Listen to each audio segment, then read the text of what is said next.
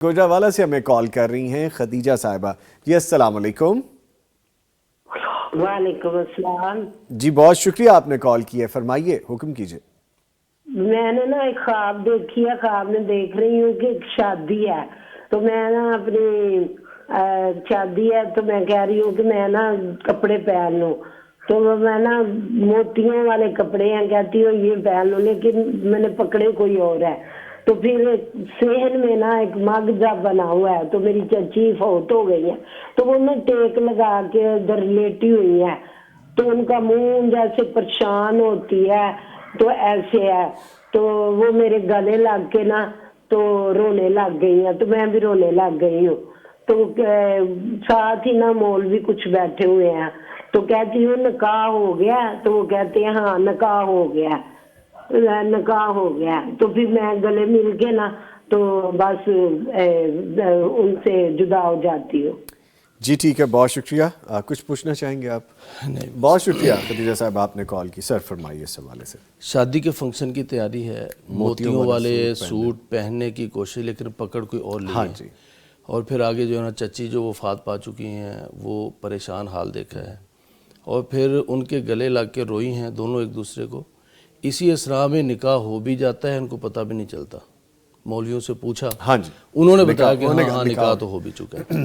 تو اس کا ایک تو مطلب یہ ہے کہ آنے والے دنوں میں کوئی شادی کا یا کوئی اس طرح کا فنکشن ہو سکتا ہے, لیکن کچھ فنکشنز ایسے ہوتے ہیں جن کے اندر بدمزگی ہو جاتی ہے بعض دفعہ. جی. تو یہ کسی فنکشن کے اندر بدمزگی ہونے کی طرف اشارہ ہے, اور ایڈوانس میں بتانے کا مطلب اللہ تعالیٰ کا یہ ہے کہ انسان احتیاط کر لے.